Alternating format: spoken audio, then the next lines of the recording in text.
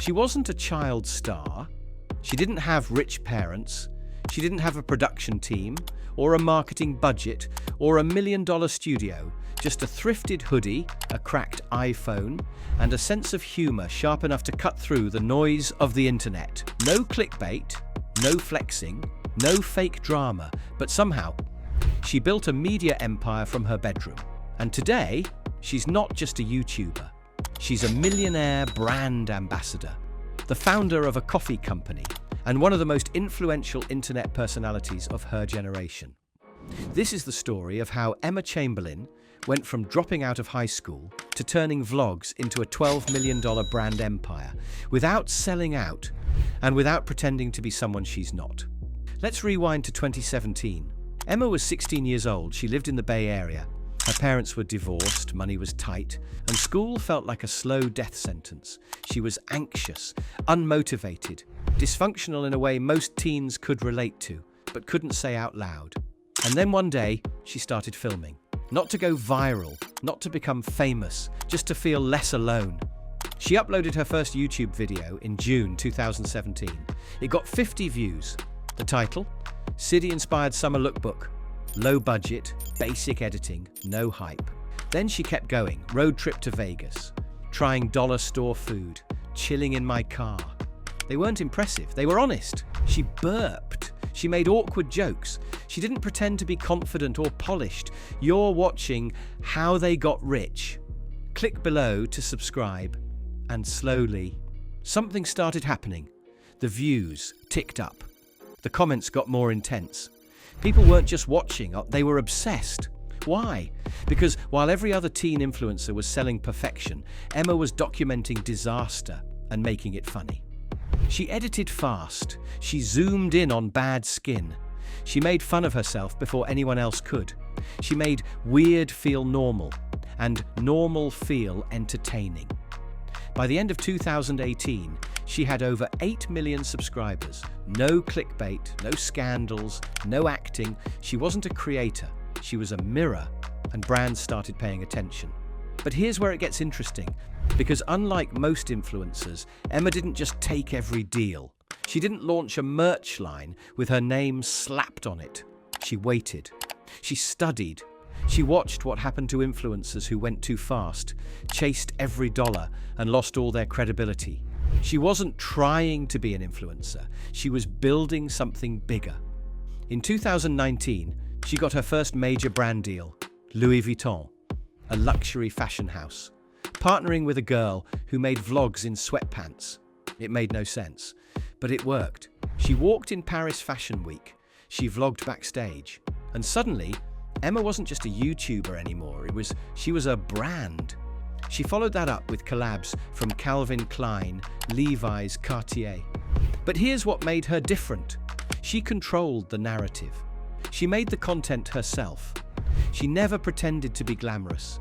She stayed awkward, self-deprecating, and slightly uncomfortable in every high fashion campaign. And that contrast became the brand. In 2020, she launched her own company, Chamberlain Coffee. And this was no white-labeled influencer gimmick. She spent over a year developing it, hired branding experts, tested roasts, designed packaging that felt like her, not like Starbucks 2.0. The result? It launched with massive success and grew into a full-scale beverage brand.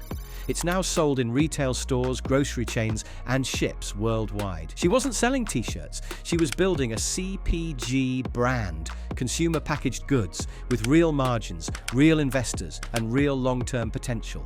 And that move put her in a completely different category, because most influencers cash out on audience trust. Emma turned audience trust into product trust. By 2021, Forbes estimated her annual income at over $12 million from YouTube ads, sponsorships, Chamberlain Coffee, and brand partnerships. But the money wasn't the point. It was what she didn't do that built her empire. She never bought a mansion in LA. She never started drama for clicks. She never posted flex content. She never stopped editing her own videos, even when she could afford to. She treated her audience like friends. She turned down fast money to build slow equity. And she made introversion cool for an entire generation. If you're watching this right now, make sure to subscribe to How They Got Rich. Every week, we drop new documentaries breaking down the psychology, strategy, and business moves behind the internet's most unlikely millionaires. Back to Emma. There's one more thing most people miss. She took a break. In 2021, after years of non-stop uploads, she disappeared, stopped posting, vanished from YouTube for nearly 6 months. And the fans waited.